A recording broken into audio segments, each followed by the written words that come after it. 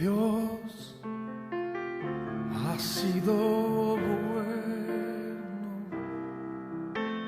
bueno es Dios. Queridos hermanos, muy buenos días. Gracias por acompañarnos. Vamos a estudiar la palabra de Dios y quiero pedirle por favor que pueda buscar en su Biblia Santiago capítulo 1. Vamos a empezar por favor en el versículo 12. Santiago capítulo 1, verso 12, por favor. Vamos a leer el versículo 12, por favor. La palabra de Dios dice: bienaventurado el varón que soporta la tentación, porque cuando haya resistido la prueba, recibirá la corona de vida que Dios ha prometido a los que le aman. Oremos. Padre Celestial, queremos darte gracias, Señor, por la bendición que nos das de poder reunirnos esta mañana para estudiar tu palabra. Pedimos tu guía y tu dirección en el entendimiento y en la aplicación de tu palabra, Señor. Oramos en el nombre de Cristo Jesús. Amén. Llegamos a nuestro quinto hábito y este tiene que ver acerca de cómo tener la victoria sobre la tentación. Varios principios que nosotros encontramos en este pasaje. El primer principio del verso 12 es la bendición que Dios da por soportar la tentación. Como usted pudo ver en el texto bíblico, es bienaventurado el varón que soporta la tentación. Entonces debemos darnos cuenta que en un mundo donde se llega a creer erróneamente que en el ejercicio de la libertad una persona puede dar rienda suelta a sus apetitos carnales y llegar a satisfacerlos de la forma en la que uno quiere, el hecho de que Dios muestre acá que nosotros debemos no caer en la tentación y dice bienaventurado el varón, esta palabra varón se usa de manera genérica, es decir, incluye a los hombres y a las mujeres. Bienaventurado el creyente, hombre o mujer, que llega a soportar la tentación. Y se nos da una razón de por qué llegamos a ser bienaventurados, porque cuando haya resistido la prueba recibirá la corona de vida que Dios ha prometido a los que aman. Entonces, en una realidad presente, el creyente que vive soportando la tentación es bienaventurado. Pero también hay una bendición futura, porque cuando haya resistido la prueba, recibirá. Esto está en el futuro. Cuando nosotros ya nos encontremos en su presencia y Dios esté evaluando la forma en que usted y yo hemos vivido en esta vida, Él a algunos que han llegado a resistir a la tentación les va a otorgar esa corona de vida que Dios ha prometido. Entonces, cuando nosotros hablamos de la tentación, debemos recordar que nosotros tenemos una promesa presente y una promesa futura. La promesa presente de resistir a la tentación es que somos bienaventurados. La promesa futura de resistir a la tentación es que Dios nos va a premiar con una corona.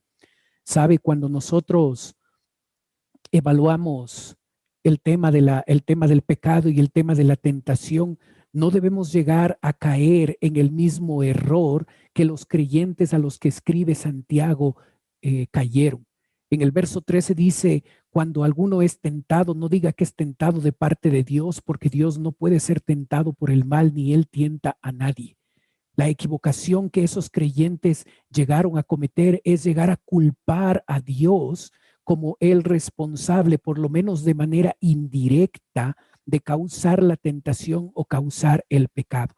Cuando el texto bíblico dice, cuando alguno es tentado, no diga que es tentado de parte de Dios. No diga. Ellos estaban ya diciéndolo. Ellos estaban ya afirmando que Dios tenía responsabilidad, aunque sea de manera indirecta, acerca de las tentaciones o acerca del pecado.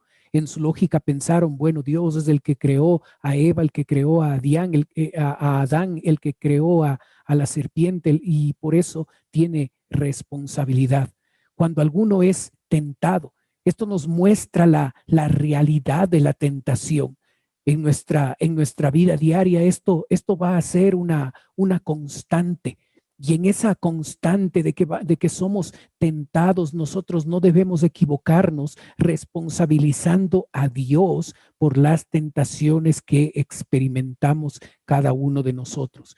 Esto no viene de parte de Dios. Él no es la fuente de la tentación. Y luego el Señor en los versículos 14 y 15 nos va a mostrar cuál es el proceso de la tentación, y ahí vamos a llegar a observar que en ese proceso de tentación es nuestra propia naturaleza pecaminosa, y en esa naturaleza pecaminosa se halla la fuente de la tentación. Observe lo que dice en los versículos 14 y 15, sino que cada uno es tentado cuando de su propia concupiscencia es atraído y seducido. Entonces la concupiscencia, después que ha concebido, da a luz el pecado, y el pecado, siendo consumado, da a luz la muerte. Usted puede observar en estos versículos el hecho de que cada tentación que concluye en un pecado tiene un proceso. Podemos observar el primer paso en ese proceso, y es el deseo, sino que cada uno es tentado cuando de su propia concupiscencia. Sabe, los deseos en la vida de una persona son correctos, son adecuados. Podemos tener el deseo de querer comer, o podemos tener el deseo de querer tomar algo, o podemos tener el deseo de tener relaciones sexuales. Todos esos deseos son normales y correctos. Dios los ha puesto. Y de hecho, si nosotros nos ponemos a pensar, algunos deseos que nosotros tenemos son esenciales para la vida. Si no tuviéramos el deseo de comer o el deseo de beber un vaso de agua, nos podríamos morir. Los deseos son normales. El problema está en el hecho de que esos deseos se vuelven descontrolados, y por eso el uso en el versículo 14 de la palabra concupiscencia, que hace referencia a ese deseo descontrolado, donde ese deseo normal puesto por nuestro Señor llega a un nivel de descontrol que quiere satisfacerse a través de una forma incorrecta, pecaminosa, contraria a lo que dice la palabra de Dios. Debemos darnos cuenta que en este proceso, para caer en la tentación y para llegar a pecar, tenemos el primer paso, que es el deseo. El segundo paso, en el mismo versículo 14, nosotros observamos que tiene que ver con el engaño. El verso 14 nuevamente dice, sino que cada uno es tentado cuando de su propia concupiscencia es atraído y seducido. Es atraído y seducido. El autor Santiago en esta carta está utilizando dos ilustraciones. Y en el uso de esas dos ilustraciones, nosotros podemos observar que ninguna tentación se muestra tal y como es. La tentación siempre va a ocultar lo negativo y lo malo que hay atrás de ella. Debemos darnos cuenta que en estas dos ilustraciones que el autor saca de la caza y de la pesca, él nos está mostrando que el cazador pone la trampa y pone la carnada para cazar a un animal. La otra ilustración sacada de la pesca muestra cómo el cebo puesto en un anzuelo tiene el objetivo de que el pez pueda caer en dicho anzuelo. La tentación se presenta atractiva, y en el caso del cazador, con el objetivo de atraer a ese animal. En el caso del pescador, quiere seducir al pez para que coma el cebo y para que se enganche en el anzuelo.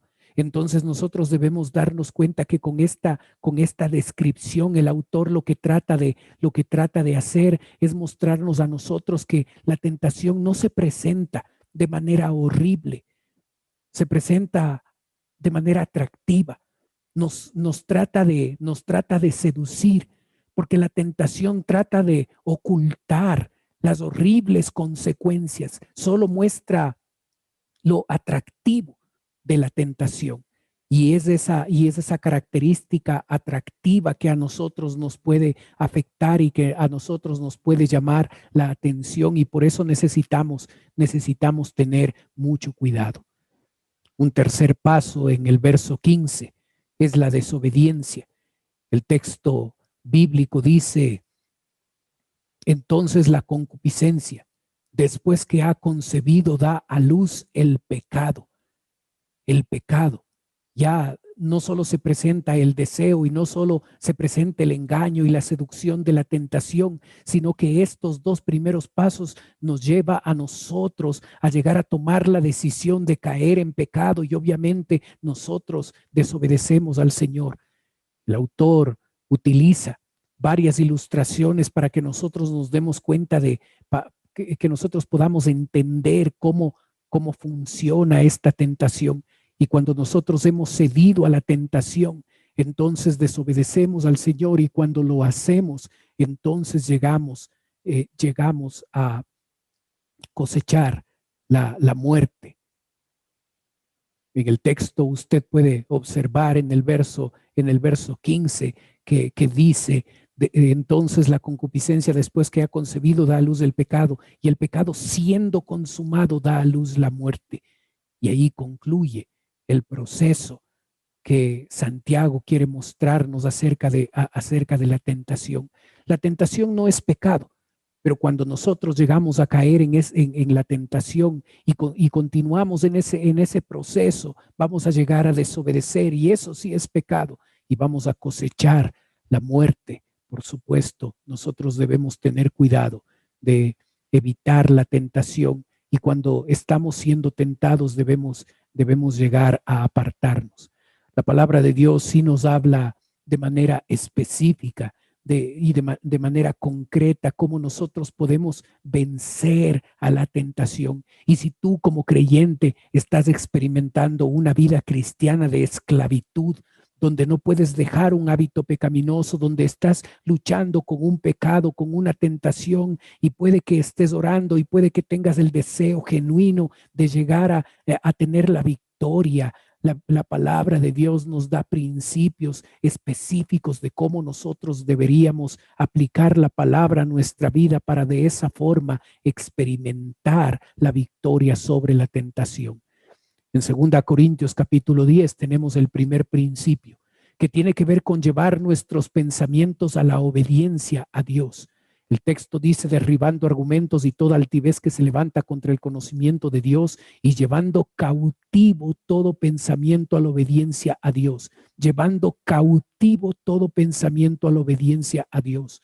Cuando nosotros vamos a pecar, primero aparece un pensamiento, y ese pensamiento debe ser manejado de manera correcta, de manera adecuada. Aquí el texto bíblico dice que nosotros debemos llevar cautivo, debemos llevarlo preso, ese pensamiento, a la obediencia a Dios.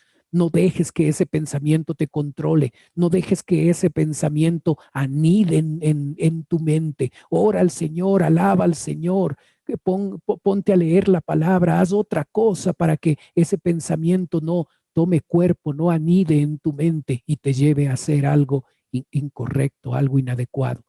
Un segundo principio lo encontramos en Romanos 13 y 14, donde nos habla de no proveer para la carne. Si tú tienes un pecado específico, una tentación particular, ten cuidado de alimentar esa tentación, alimentar esa área de tu vida. La palabra de Dios dice: andemos como de día, honestamente, no en glotonerías y borracheras, no en lujurias y lascivias, no en contiendas y envidias, sino vestíos del Señor Jesús, y no proveáis para los deseos de la carne. No proveáis para los deseos de la carne. No le des de comer a esa tentación que llega a tomar mayor cuerpo en tu vida, y te lleva al pecado. Si tenemos problemas con con ciertos pecados que están relacionados con con cierto grupo de personas, con ciertas amistades. No debemos alejarnos de esas personas. Si tenemos problemas con cierto pecado que está ligado a ver la televisión o a ver el internet o las redes sociales, alejémonos de eso para que de esa forma no proveamos para los deseos de la carne. La palabra de Dios nos da un tercer principio allá en Romanos 6 y nos manda a recordar que estamos muertos al pecado. La palabra de Dios dice, sabiendo esto, que nuestro viejo hombre fue crucificado juntamente con él para que el cuerpo del pecado sea destruido, a fin de que no sirvamos más al pecado, porque en cuanto murió, al pecado murió una vez por todas, mas en cuanto vive, para Dios vive. Así también vosotros consideraos muertos al pecado, pero vivos para Dios en Cristo Jesús el Señor, Jesús Señor nuestro. No reine pues el pecado en vuestro cuerpo mortal, de modo que lo obedezcáis en sus concupiscencias, ni tampoco presentéis vuestros miembros al pecado como instrumentos de iniquidad, sino presentaos vosotros mismos a Dios como vivos de entre los muertos y vuestros miembros a Dios como instrumentos de justicia, porque el pecado no se enseñoreará de vosotros, pues no estáis bajo la ley, sino bajo la gracia. Hermano, debemos recordar que Cristo murió por los pecados, pero no solo murió por los pecados, murió al pecado. Y eso significa que su muerte no solo consiguió para nosotros salvación eterna, sino consiguió victoria para nosotros. Y es por esto que el texto bíblico ahí en el versículo 14 dice que el pecado no se va a enseñorear de nosotros. Aprovechemos, reclamemos la bendición y la promesa de que estamos muertos al pecado para que así podamos vivir en victoria nuestra vida cristiana. Un cuarto principio que la palabra de Dios nos da tiene que ver con la palabra de Dios. El Salmo 119 dice, ¿con qué limpiará el joven su camino? Con guardar tu palabra. Con todo mi corazón te he buscado, no me dejes desviarme de tus mandamientos. En mi corazón he guardado tus dichos para no pecar contra ti. La forma en la que no pecamos contra Dios es guardando su palabra. Guardar va más allá de memorizar versículos. Guardar tiene que ver con obediencia. Y cuando tú y yo estamos obedeciendo al Señor, cuando tú y yo tomamos la Biblia y la tomamos en serio y somos obedientes a su palabra, eso hace que nosotros podamos elaborar, construir una barrera en contra del pecado. Es importante recordar que es nuestra obediencia lo que nos mantiene limpios, lo que nos mantiene en santidad. Un quinto principio en 1 Corintios 10 nos dice que debemos recordar que Dios nos da la salida. El texto dice, no os ha sobrevenido ninguna tentación que no sea humana, pero fiel es Dios que no os dejará ser tentados más de lo que podéis resistir, sino que dará también juntamente con la tentación la salida para que podáis soportar. No os ha sobrevenido ninguna tentación que no sea humana. No debemos engañarnos, perdón, no debemos engañarnos a nosotros mismos diciendo que esto no puedo dejar. No os ha sobrevenido alguna tentación que sea sobrehumana. Fiel es Dios que no os dejará ser tentados más de lo que podéis resistir. Dios por su fidelidad ha restringido, ha limitado las tentaciones. Y a más de limitar esas tentaciones, Él nos ha dado la salida para que nosotros podamos usarla y podamos así evitar el pecado. Hermano, no nos engañemos con que no podemos. La palabra de Dios nos muestra aquí que Dios por su fidelidad y su bondad nos ayuda y nos da la salida para que nosotros podamos vivir en santidad. Un sexto principio en Gálatas 5:16, donde se nos habla de caminar en el poder del Espíritu, nos dice, digo pues andad en el Espíritu y no satisfagáis los deseos de la carne. Necesitamos aprender a vivir llenos del Espíritu Santo. Necesitamos aprender a caminar en el Espíritu Santo. Necesitamos dejarle obrar al Espíritu Santo que vive en nosotros, porque solo Él nos puede dar la victoria sobre la tentación, sobre el pecado. Un último principio tiene que ver cuando hemos caído a la tentación y hemos pecado. Y Proverbios 28:13 dice, el que encubre sus pecados no prosperará, mas el que los confiesa y se aparta alcanzará misericordia. Los 6 primeros principios que revisamos tienen que ver con las acciones que debemos dar antes de caer en pecado. Pero este séptimo paso tiene que ver cuando nosotros ya hemos caído en pecado y debemos llegar a tomar la decisión de no encubrir nuestros pecados, no encubrirlos. En el momento en que pecamos debemos confesar a nuestro Señor nuestro pecado, porque sabemos que si no lo hacemos no va a haber prosperidad en nuestra vida. Pero después de confesar el pecado es necesario apartarnos, porque solo cuando confesamos y nos apartamos del pecado, entonces y solo entonces nosotros llegamos a alcanzar la misericordia de Dios. Hermanos, hemos observado lo que la palabra de Dios dice en cuanto al pecado. Debemos darnos cuenta que somos bienaventurados cuando soportamos la tentación. Esa es una bendición presente. Recibiremos la corona incorruptible de vida. Ese es el premio futuro. Y debemos darnos cuenta de que la tentación y el pecado no proceden de Dios, procede de nuestra propia concupiscencia, que sigue un proceso de 4 pasos que finalmente nos lleva a caer en el pecado. Pero no debemos vivir en el pecado, no debemos vivir con hábitos pecaminosos que nos esclavizan, sino hemos revisado 7 principios específicos para que nosotros a la hora de enfrentar las tentaciones en nuestra vida tengamos el hábito de vivir en victoria. Por supuesto, en algún momento llegaremos a caer en la tentación y llegaremos a fallar y llegaremos a pecar. Y en ese momento nosotros necesitamos desarrollar también el hábito de confesar nuestro pecado, apartarnos de él y alcanzar misericordia y restaurar la relación que nosotros tenemos con Dios. Que Dios nos ayude. Apliquemos estos principios a nuestra vida diaria para que podamos tener la victoria sobre la tentación, sobre el pecado. Oremos. Padre Celestial, queremos darte gracias, Señor, por el privilegio que nos das de poder estudiar tu palabra. Gracias, Señor, porque al hacerlo podemos observar que tú deseas que nosotros como creyentes en esta vida podamos vivir en santidad. Gracias porque nos has dado todos los recursos para vencer la tentación y para tener la victoria sobre la tentación.